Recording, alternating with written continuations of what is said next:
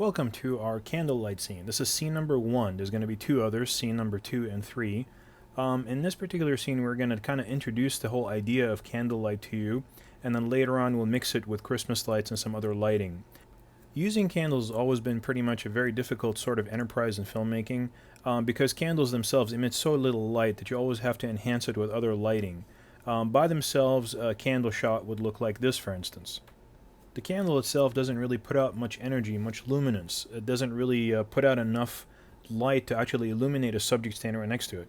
And even if you go ahead and turn up the gain all the way or try to, boost it in post, boost the highlights in the mid-gain, it would look like this, which is very unacceptable. But by itself, really a shot with a candle, you're only going to see the candle and what's within about 1 or 2 inches away from it.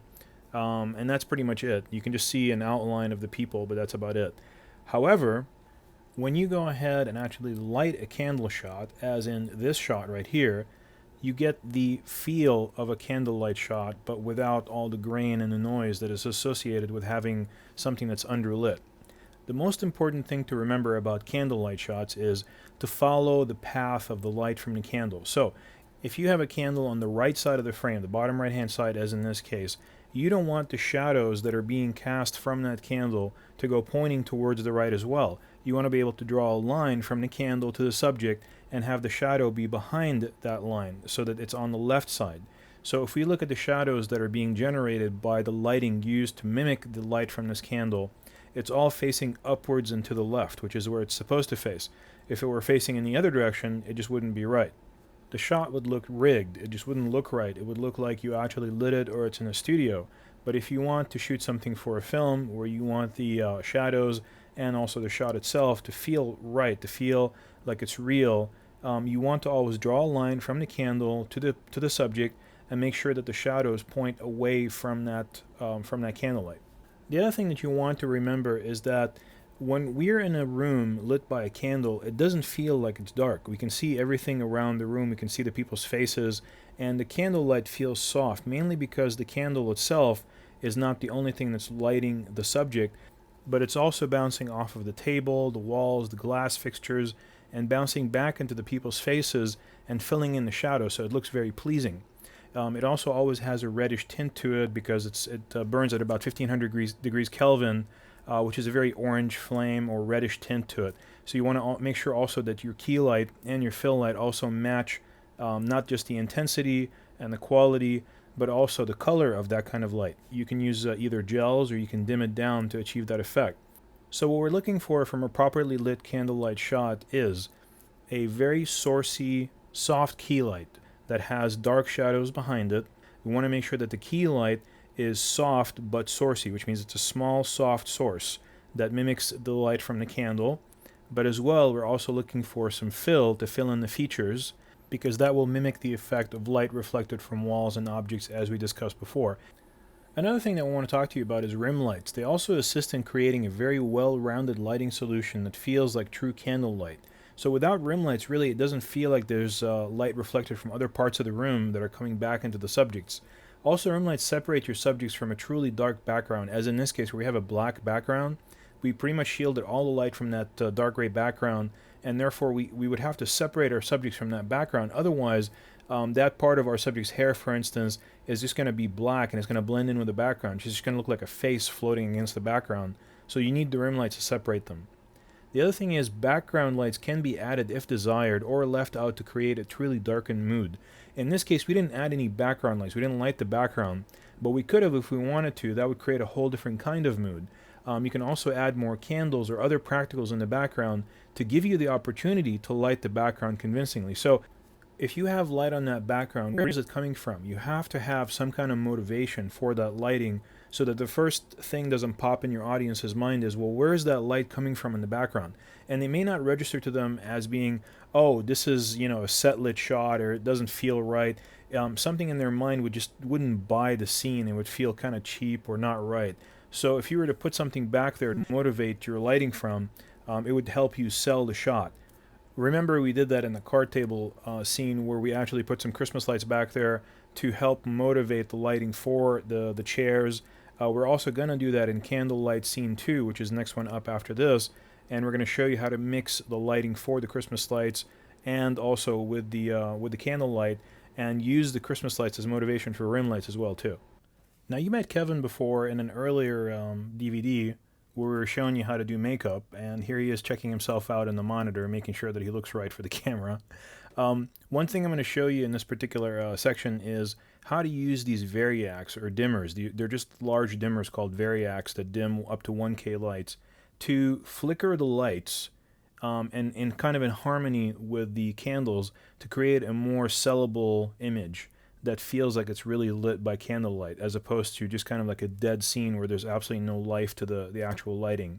When you actually flicker the lights, you can flicker either the fill light or the key light. When you flicker the fill light, it's a much less dramatic kind of action. When you flicker the key light, it's a much more dramatic action because you're taking your main source of light and you're dimming it up and down very quickly. So it's going to feel kind of like there's a storm or a lot of wind kind of impacting these candles. So if you have that kind of a situation, if you want more dramatic content, there's wind blowing through a window, you can flicker your key light instead, and that's going to create a much more dramatic impact. So now that we've had an overview of candlelight, let's go ahead and get right into the set. And what we're going to do here is we're going to jump right to the actual set audio, and we're going to go ahead and teach you how to do everything directly from the set as we do it. Just kind of follow along with us and see how we're doing it and see how you like it. We started out with a 150 watt light as our main key light at first. It wasn't putting out enough wattage, and we're going to switch to a 300 watt. The 150 is not able to do the job, so we have to try to go to a higher wattage lamp than this 150 to mimic the effect of the candlelight. It's standard, no gain. And then we also have right here the tough spun diffusion, just creating that really nice type of light. As we can see here, we are swapping out the 150 for a 300, which is going to give us the wattage that we're looking for through this tough spun. And our models are extremely hot because it's about 30 degrees. Yeah, exactly. Thank you. It's about 30 degrees hotter in here than it is outside. Striking. Okay, kill it. Let's go ahead and put the tough spun on there. Yeah, give it a wide. Yeah, no, wide opening. Okay.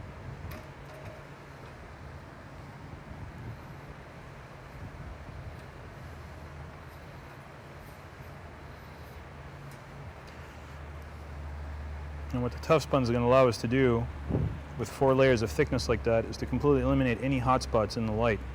Completely. There's not going to be any hot spots coming out. It's going to be a really nice soft light, but at the same time it's going to be a controllable tungsten light that's going to diminish in color temperature as we dim it down. It's going to match up with these candles a little bit better. There we go. Come on, strike it. All right. Can you kill that rim light right there? Sure. Striking. Thank you. And this is just base fill that we're going to keep it on right there. Hold on, actually, let me kill it so we can get the exact same shot. All right, go ahead. And striking. On, just keep it on. That's cool. That's what we're looking for. Now we can dim it down from there, so that's good. So that's with a 300. We doubled our wattage. We got twice as much light. We got the look that we're looking for. And what we're going to do is drop in a single scrim, which has the green rim right there, and either that or the red one. Let me see the red one now. And this is the double scrim that's going to knock down the light by a full stop. So it's going to knock down the light by 1 stop, which is double. So it's 50% less light's going to go through that. Let me see the green one again. That's a single. It's going to knock it down by half a stop, which is 25% less. So here we go. Right there. Thanks. And pop it, zoom in a little bit, just so you can just see them. Okay, pan left a little bit more. Right there. So what we're going to do at this point is we're going to drop in a single and see what it looks like. Go ahead and drop in the single. Okay. That's affecting it a little bit, but it's not enough. So let's go ahead and take out the single.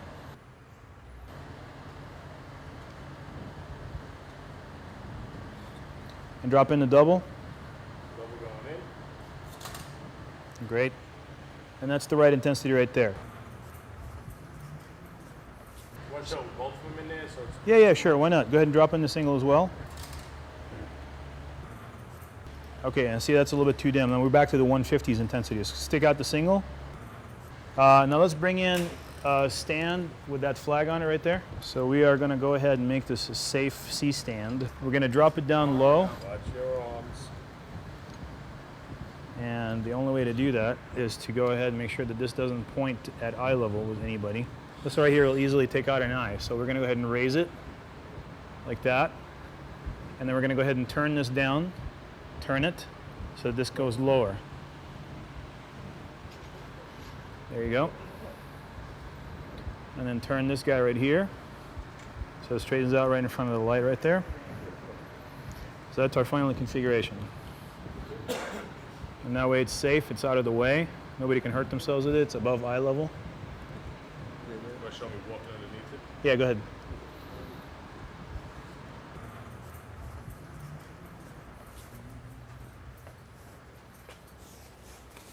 Go ahead and move it out.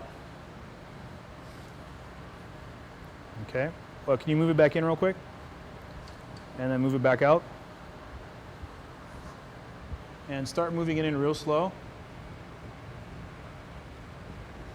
Right there, stop. Come back a little bit. But no, actually keep it right there. Just move, keep moving it in. Right there, stop. Come back a little bit. Right there. Okay, now Ivan, can you go ahead and frame that out? Sure. Zoom in or whatever you need to do. Actually move in instead of zooming in. Yeah, move in.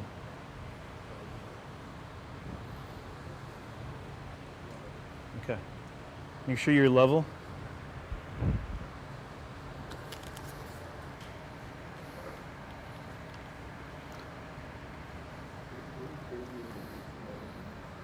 So the highlights on the glass storm housing that's around that candle were just unavoidable. So we just went ahead and removed the glass housing, and we're just going to use the candle by itself.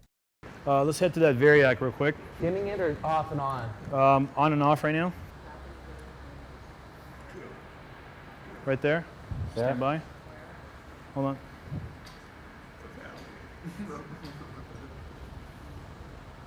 Keep going. On? Keep it on? Stand by. Dim it up all the way. Come back down. Come back down. Coming Slowly. down. Right there. Okay, and put the flag in. That's cool. Now let's go back and dim that down a little bit. Okay, go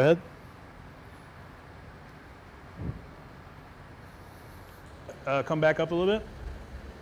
Come back up, up. And stop right there. Okay. Okay. So we went ahead and noticed that the reflections on the candles were just way too eye-catching. We decided to dull them down a little bit, take them down, and get rid of them. No, I'm not going to do it here. Oh my God. Oh God, no. No. We're going to take it outside. Careful. There's wax in them dark candles. Okay, so just set it down on the ground. Set it down? Well, set it down so you can spray it. So we're using standard dulling spray that you can buy from any art store, any kind of lighting store. You can also order it online. You hold it about 8 inches away from the candle and you spray for a little bit. Once it dries, it dulls down the surface of that candle or any object that you spray it on so that it doesn't reflect light as a specular source anymore. It's a lot softer, more diffused. You want to try to always do that in a well-ventilated area. Try to take it outside and bring it back in when you're done. Now watch what happens when you put that candle back in. It's reflecting a lot less light. Also, what's happening is that the actual reflections aren't as stark as they used to be. They're not as specular. Now they're diffuse highlights rather than specular highlights. This is how they used to be before. See how specular and bright those were? They were pure white. Now they're a lot more dull, they're a lot more diffuse, and a lot more acceptable. In fact, now they look like they're being made by the candle right next to that particular candle. Go ahead. Striking. Keep going.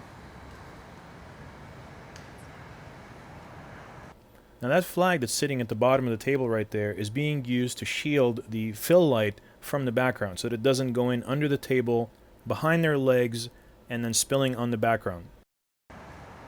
We're turning the fill light on and off just to show you exactly what it's doing. Keep going.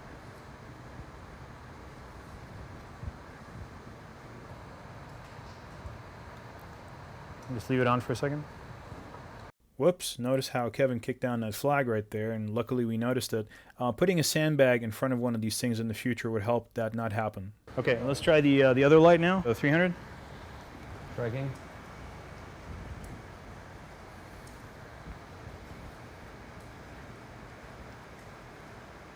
Notice what the shot looks like with just a fill light by itself. There's really not much there, but if you like this kind of a look, you can choose to maybe use the fill light, give it more power, and use that as a key light in the future.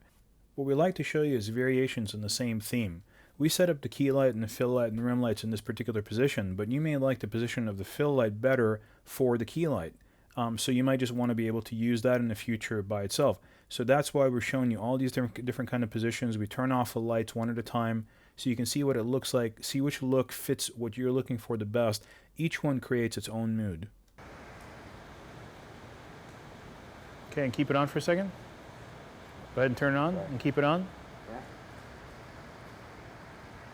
Yeah. And do the same thing with that 150 back there. This one? Yeah.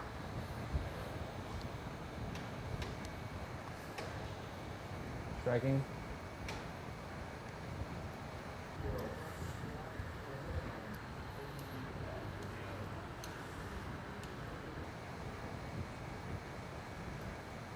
And leave it on.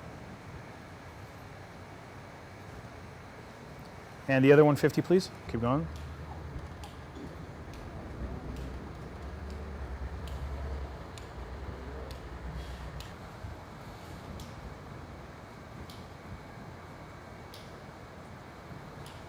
And leave it on.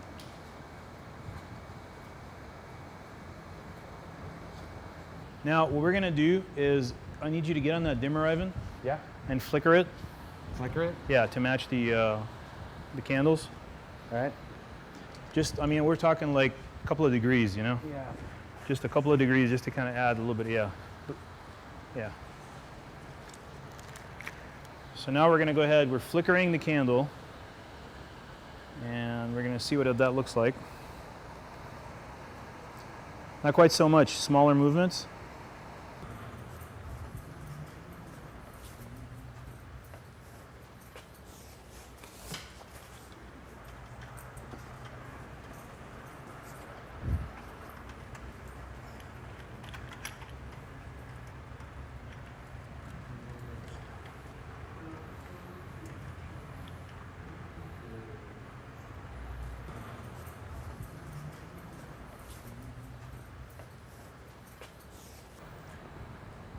And keep doing that, keep doing that. It's gone. Give it a little bit more crank now. Yeah.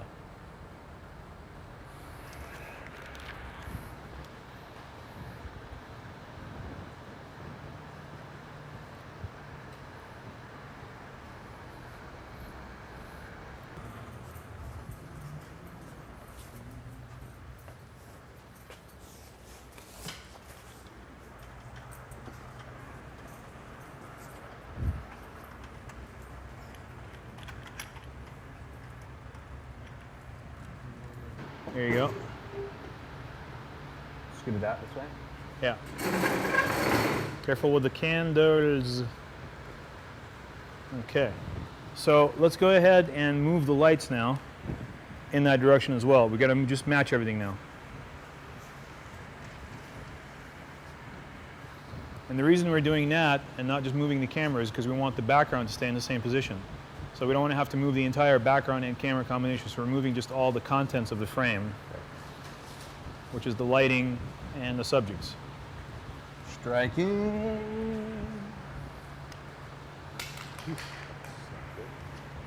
Camera position was gonna stay the same.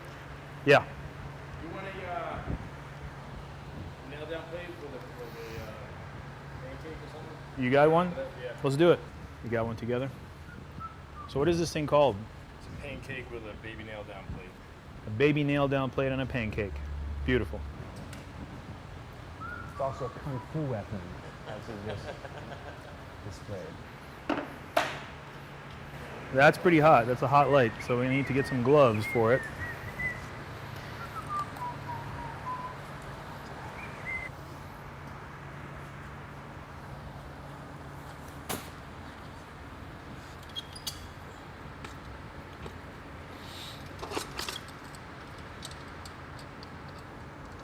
let's go ahead and move that into position.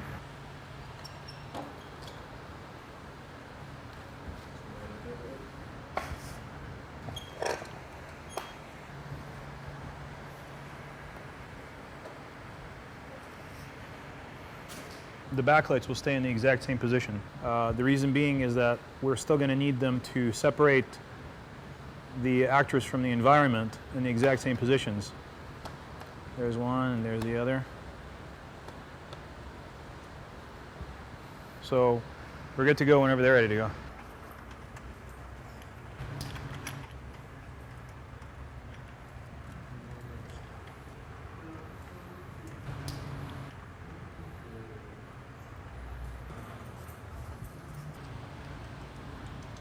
All right, floppy right here is shielding us from the wind. Go ahead and move it in.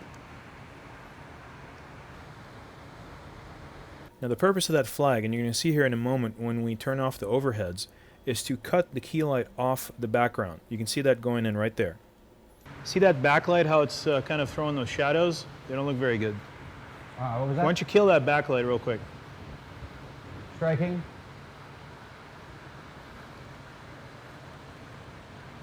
And what you need to do is you need to come at her with that backlight from over here. Yeah, great. So we're moving the position of the backlight from right here over to right here to get a better angle on her. We need to get some scrim into that. And go ahead with the black foil. Now what the lighting tech is using right there is cinefoil or black foil to shield the light off the background completely, so that there's no spill light going on the background. We can have a purely black background. Okay, so that's with the black wrap right now on the back wall. So as we mentioned before, flickering the key light instead of the fill light is going to create a much more dramatic effect. This is if you had, let's just say, a window open in the scene and you wanted to make it feel like there's wind coming in and it's actually flickering the candles much more vigorously than, let's just say, if the window was closed and there was no wind. Striking. It's up all the way. Adding wind sound effect in post-production is going to really sell that effect even more. Okay, go ahead and do it. Flicker it. Yeah.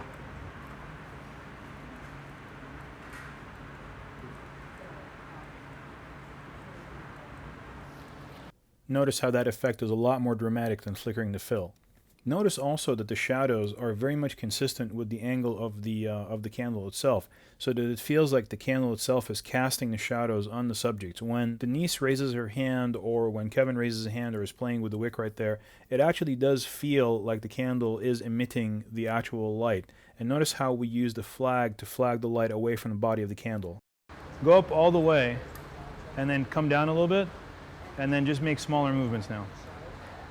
I don't think Kevin really ever got what we were doing here, and essentially every time we would do anything with the camera, he kept looking at us and looking over to see what we were doing, even though we kept telling him again and again, just don't look at us, just keep talking to Denise. But he was really fun to work with, and he was a really good guy, and actually really looked the part and kind of was very photogenic, and so was she, and they kind of fit together in that same scene very well. Okay, there you go.